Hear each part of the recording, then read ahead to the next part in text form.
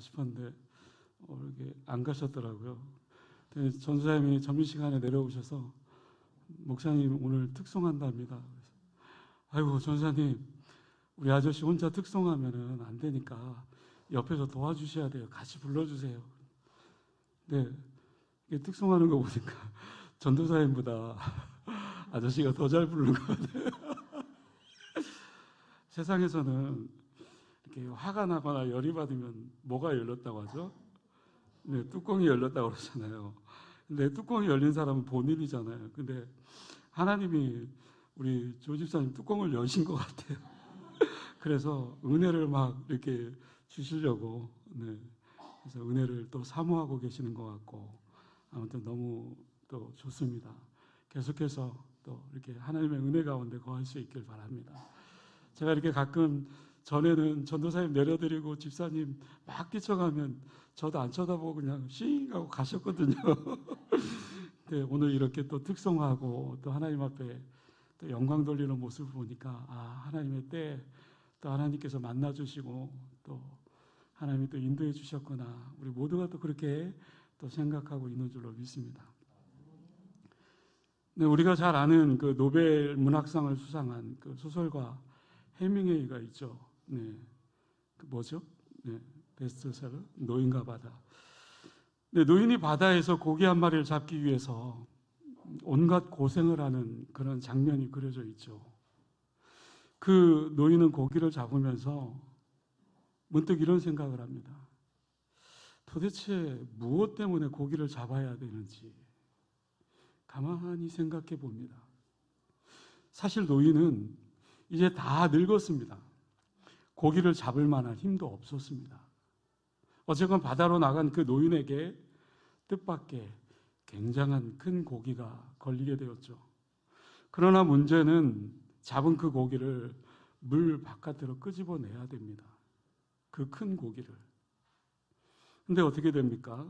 결국 고기 냄새를 맡고 있던 상어떼가 쫓아와서 또 싸움 끝에 큰 물고기는 앙상한 가시만 남게 되죠. 지쳐버린 노인에게 아무런 것도 남아있지 않았습니다. 아무것도 남지 않았어요. 마치 인생 가운데 궁극적인 의미, 그 궁극적인 목적을 모르면 아무리 부지런히 살아도 아무리 열심히 살아도 결국 허망할 수밖에 없다라는 것을 가르쳐주는 그런 책이죠. 이 소설을 쓴 해밍웨이 인생 말년에 권총으로 자기 머리를 쏘아서 자살을 하게 되죠. 우리에게 이러한 그 노인과 바다, 불의의 명작을 남기고 자신은 노벨 문학상까지 받은 그런 사람인데 이 권총으로 자살을 했으니 얼마나 안타까운 일이겠습니까? 실제로 이 해밍웨이는 아주 경건한 기독교인 가정에서 태어났습니다. 할아버지는 설교관 그 무디와 굉장히 가까운 분이었고 또 아버지는 의사로서 평생 선교의 꿈과 비전을 품고 있었습니다. 그리고 어머니는 자식들을 신앙으로 키우려고 애쓴 분입니다. 그러나 이 해밍웨이는 어른이 되면서 신앙에서 이탈했습니다. 하나님 없이 제멋대로 사는 사람이 되고 말았습니다. 결국 그가 위대한 소설가로서 세상에 남았을지는 몰라도 하늘나라 그 역사에는 아무런 것도 남길 수 없는 그 생애의 타락한 인생이었죠. 근데 그의 생애 마지막 글에 이런 글을 남깁니다. 나는 전지약이 다 떨어지고 코드를 꽂으려고 해도 꽂을 전원이 없어서 불이 들어오지 않는 라디오의 진공관처럼 외로움과 공허 속에 살고 있다. 결국 그는 자신의 목숨을 자기 손으로 끊어야 하는 그런 무의미한 삶을 살았던 거죠. 노인과 바다에 나오는 그 허무한 노인의 모습이 실제로 자신의 모습이 되었던 거죠. 오늘 우리가 본문의 말씀을 통해서 이처럼 허무한 인생, 고통스러운 그 인생 속에서 오늘 본문에 보면 욥이 고백을 합니다. 우리들도 오늘의 말씀에 우리 스스로를 비추어서 오늘을 살아가고 있는 내 자신에게 다시 한번 또 거울로 비추어 보고 또 가다듬어 보는 그런 소중한 시간이 되어질 수 있길 바랍니다. 네, 오늘 본문은 하나님께 대한 그 욥의 원망과 탄식이죠. 6기에는 세 친구가 나오죠. 엘리바스, 빌닷, 또 소발. 또 엘리바스가 4장, 5장에서 또 변론을 펴고 그다음에 욥이 답변을 하고 또 빌닷이 7장, 8장 그리고 소발이 11장에 1차 변론을 하고 그리고 12장부터 14장까지 계속해서 욥이 친구들에 대한 그 변론을 펼치는 이야기입니다. 물론 그 18장부터 그 이하에는 또 다시 2차, 3차의 변론이 이어지겠죠. 근데 오늘 하나님에 대한 원망과 탄식을 욥이 퍼부으는데요. 욥이 인간이 가지고 있는 연약함을 1절 서두에 이렇게 얘기합니다. 여인에게서 태어난 사람으로. 그가 이렇게 말한 것은 모든 사람은 여인으로부터 났기 때문에 또한 여인은 완전한 존재가 아니죠. 불완전한 존재이죠. 인간은 그렇다라는 거예요. 인간은 완전한 존재가 될 수 없어요. 늘 불완전합니다. 그래서 욥은 1장 1절에서 2절에 보면 여자에게서 태어난 인간의 불안전성 그것을 5가지 측면에서 묘사를 하는데요. 첫 번째가 뭐라고 얘기하고 있습니까? 생애가 짧고 그렇죠? 두 번째 사는 날 동안 걱정이 가득하고 세 번째 사람의 출생 그 죽음이 뭐와 같다고요? 꽃과 같이 피었다가 지어버린. 넷째 인생은 그림자처럼 신속히 지나가고. 어떻습니까? 저도 가끔 이렇게 자다가 딱 깨어버리면 여자 4명이 누워있는 것을 보고 깜짝 놀라요. 내가 벌써 여자 4과 함께 자고 있네? 이건 꿈일 거야. 5번째가 뭡니까? 한정된 인간의 수명, 극복할 수 없다. 인간의 한계죠. 욥은 이렇게 5가지의 근거에서 하나님께 원망 섞인 질문을 합니다. 욥은 이처럼 인간의 본질을 밝힌 후에 3절에 보면 하나님께 이렇게 얘기합니다. 이와 같은 자를 주께서 눈여겨보시나이까? 이와 같은 자를 주께서 왜 눈여겨보시나이까? 다시 말해서 욥은요. 욥의 항변은 하나님께 대한 욥의 항변은 이처럼 불완전할 수밖에 없는 인간에게 하나님께서 완전하심 그것을 구하는 그 자체가 불공평하다라는 거예요. 내가 그냥 이렇게 죽게 내버려 두세요. 재판을 해보았자 어차피 인간은 죄인이라는 유죄 판결을 받을 수밖에 없는 연약한 인간이 뻔한데 재판을 해봐야 뭐합니까? 하나님과의 그 싸움에서 상대도 되지 않는 그 싸움에서 왜 자신을 그렇게 괴롭히고 그렇게 고통스럽게 만드냐는 거예요.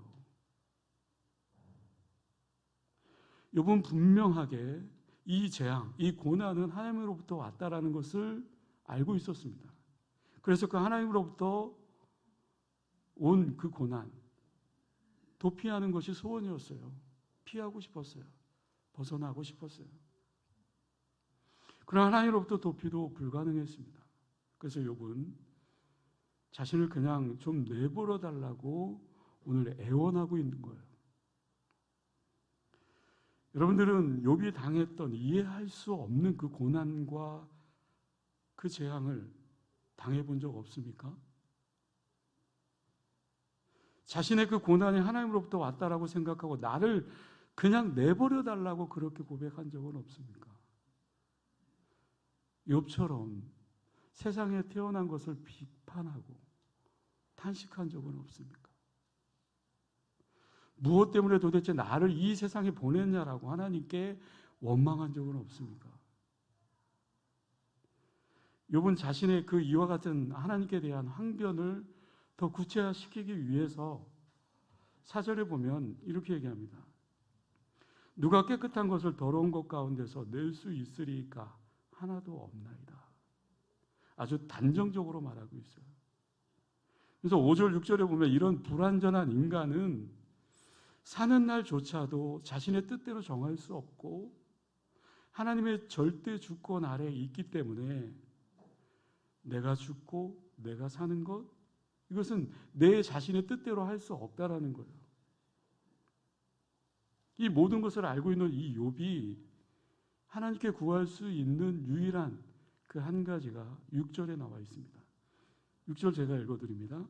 그에게서 눈을 돌이켜 그가 품꿈같이 그의 날을 마칠 때까지 그를 홀로 있게 하옵소서.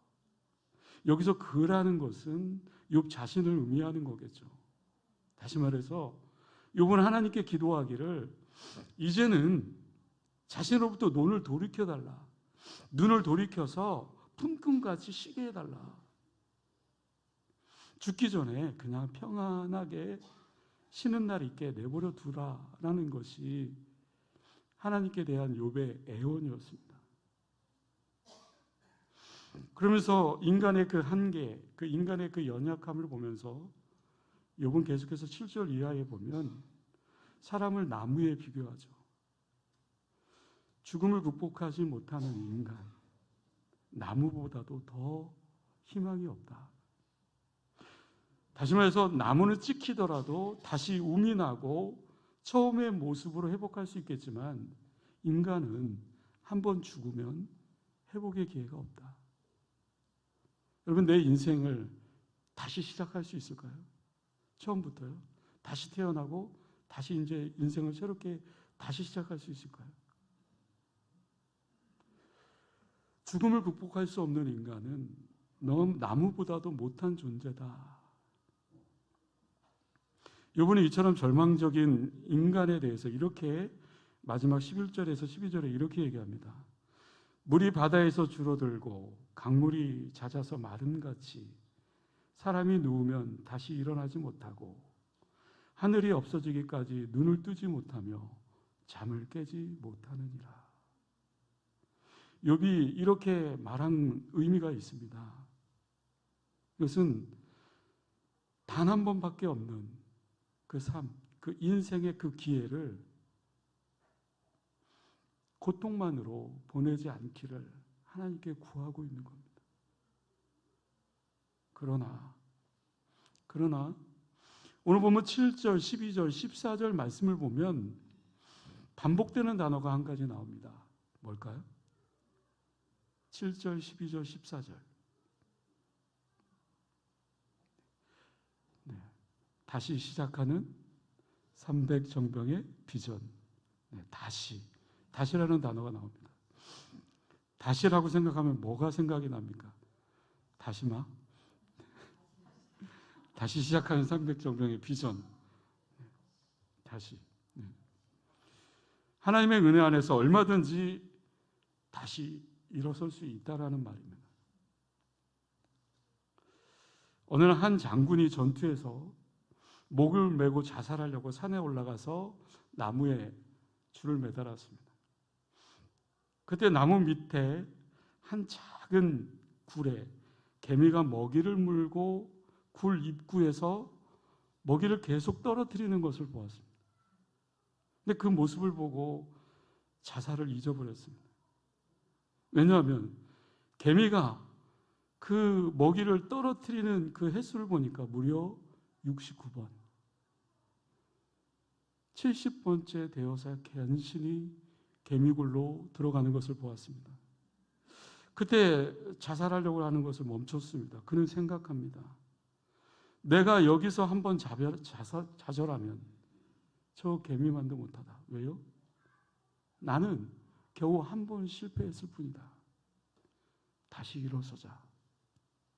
다시 일어서자.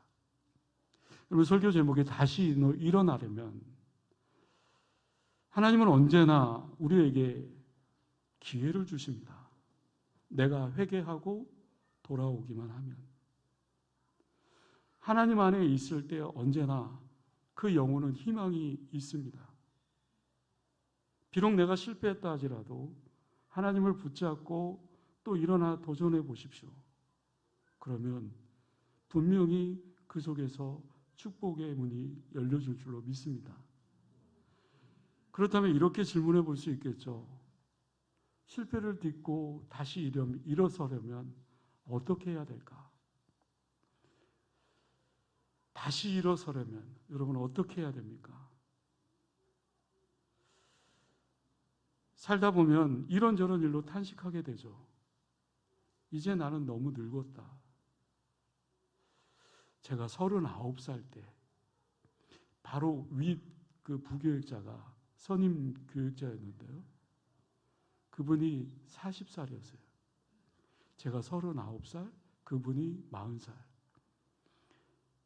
제일 그 부교육자가 많은데요. 그 중에 제일 선임이기 때문에 항상 그 밑에 선임들은 그 윗선임, 후임들은 그 부목사님, 대장이죠. 네, 눈치를 봐야 됩니다. 근데 가끔 본인이 힘들면 이렇게 얘기합니다. 3학년 때하고 4학년 때하고 몸이 틀려. 저는 39이고 그분은 40살이에요. 그래봐야 1살 차이거든요. 근데 3학년이래요, 저를. 본인은 4학년이. 3학년하고 4학년하고 몸이 확 다르다라는 거예요. 근데 제가 이제 5학년이 되다 보니까 이제 인생의 절반 이상을 또 이렇게 넘다 보니까 뭐 여기는 저보다 더 큰 어르신들이 많이 있지만 죄송합니다. 이제 몸이 조금씩 좀 그런 조짐이 보여요. 그래서 오늘도 아까 점심 먹고 우리 김한태 장로님 장로님 제가 좀 머리가 좀 뜨끈거려요. 아무 이상이 없는 거. 제가 무슨 어디 이상이 있냐고 그러면 깨병입니다. 뭐 의사 선생님이 좀 진단을 제대로 해주셔야죠. 이제 너무 늙었다. 뭐 나이가 많이 들었다. 그러면서 또 10년이 젊었으면 좋겠다. 그렇지 않아요. 그런 탄식이 나올 때 우리는 어찌 해야 됩니까? 절대로 낙심할 필요가 없죠. 꿈과 비전을 품고 또 새롭게 시작하는 겁니다. 다시 시작하는 300정병의 비전. 또 다시 시작하는 겁니다. 생명수와 같은 그 말씀만 제대로 내가 공급받을 수 있다면 오히려 파릇파릇한 그 새싹이 돋고 나중에는 그로부터 더 많은 열매가 맺어지게 될 줄로 믿습니다. 어떤 상황 가운데서도 우리가 절망하지 아니하고 하나님이 주실 그 모든 것들을 기대하고 또 바라보고 또 희망을 바라보고 꽃을 피워나가는 저와 여러분들이 되었으면 좋겠습니다. 또 두 번째로요. 기도해야죠. 일어서려면. 다시 일어서려면. 오늘 보면 10절에서 12절 말씀을 볼까요? 제가 읽어드립니다. 장정이라도 죽으면 소멸되나니 인생이 숨을 거두면 그가 어디 있느냐. 물이 바다에서 줄어들고 강물이 잦아서 마름같이 사람이 누우면 다시 일어나지 못하고 하늘이 없어지기까지 눈을 뜨지 못하며 잠을 깨지 못하느니라. 한마디로 무슨 말입니까? 인간은 아무리 장정이라도 죽음으로 한번 누워버리면 일어날 수 없고 하늘이 없어지기까지 깨어날 수 없다는 거죠. 그러나 하나님 안에서는 어떻습니까? 하나님 안에서는 늘 희망이 있습니다. 왜 그렇습니까? 성도에게는 전능하신 하나님께서 우리를 움직이게 하실 수 있는 뭐가 있기 때문이죠? 기도가 있기 때문에. 기도는 역경과 연약함을 극복할 수 있는 최선의 도구가 되어지기 때문에 그렇습니다. 기도하면 어떻습니까? 기도하면 가야 될 길이 생각납니다. 기도하면 해야 될 일들이 보이기 시작합니다. 기도하면 앞날에 대한 확신이 생기고요. 기도하면 무엇보다도 마음이 평안해집니다. 그래서 욥은 고통 중에 간절히 기도합니다. 어떻게 기도합니까? 오늘 보면 13절 말씀을 볼까요? 주는 나를 수월에 감추시며 주의 진노를 돌이키실 때까지 나를 숨기시고 나를 위하여 규례를 정하시고 나를 기억하소서. 주는 나를 수월에 감추시고, 수월은 어디를 가리키는 겁니까? 지옥. 네. 히브리인들은요, 우주를 하늘과 땅과 수월, 즉 땅 밑에 이 우주를 세 곳으로 보았습니다. 그래서 수월은 지옥은 아니고요, 지옥과 달리 죄인들이 죽은 후에 최후의 심판까지 사후의 중간기, 그러니까 땅 밑, 그 초소가 바로 수월의 땅입니다. 욥은 하나님의 그 진노가 끝날 때까지 자신을 수월에 감추고 자신을 기억해 달라고 그렇게 기도하고 있는 겁니다. 신앙생활에 있어서 믿는 것, 기도하는 것 굉장히 상관이 있습니다. 하나님께 내 자신의 필요를 또 구하며, 아니 그 필요 유무를 떠나서 하나님과 대화하는 그 기도 시간을 결코 우리는 소홀히 할 수 없습니다. 외롭고 고독하면 기도해야 되고요, 고난이 극심하면 더욱 기도해야 됩니다. 극심한 고난을 그냥 참기 힘들어도 기도하면 그 고난 속에서도 얼마든지 이겨낼 수 있습니다. 기도는 어떤 극심한 상황 속에서도 이겨낼 수 있고 반드시 반전의 역사가 나타납니다. 우리 김성애 집사님이 어제 카톡으로 저한테, 목사님 다음 주 기도가 누구입니까? 김인영 집사님이죠. 네, 절대로 그거 다른 사람한테 하시면 안 됩니다. 왜요? 그랬더니 김인영 집사님이 기도문을 쓰셨대요. 그래서 본인이 다음 주에 또 이렇게 대신해서 기도를 해주지만 기도문을 작성했다고, 이럴 때 기도 안 하면 언제 기도하냐고 그러면서 함께 또 그렇게 기도하자고 약속했답니다. 여러분 어떻습니까? 우리가 고난 중에 있을 때든지, 또 아니면 내가 좀 더 여유로운 삶을 살 수 있을 때라도 내가 의지할 수 있는 하나님과의 그 관계가 회복되기 위해서는 날마다 하나님 앞에 엎드려 기도해야 될 줄로 믿습니다. 마지막으로 때를 기다려야 됩니다. 다시 일어나려면 기다려야 됩니다. 오늘 보면 14절 말씀을 볼까요? 장정이라도 죽으면 어찌 다시 살리리까? 나는 나의 모든 고난의 날 동안을 참으면서 풀려나기를 기다리겠나이다. 무슨 말일까요? 욥은 장정이라도 죽으면 다시 살지 못함을 알고 현재의 그 고난에서 벗어날 때까지 참으면서 어떻게 하겠다고 다짐하고 있습니까? 기다리겠나이다. 15절 말씀도 볼까요? 주께서는 나를 부르시겠고 나는 대답하겠나이다. 주께서는 주의 손으로 지으신 것을 기다리시겠나이다. 무슨 말일까요?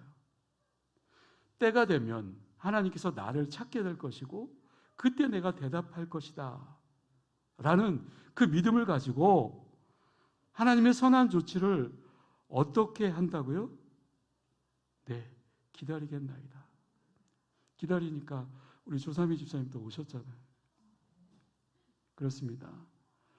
때를 기다릴 줄 알아야 승리할 수 있습니다. 가끔 보면 어떻습니까? 인간관계, 또 공동체 생활, 처음에는 잘합니다. 그러나 기다리지 못해서 나중에 획 돌아서는 경우를 보게 됩니다.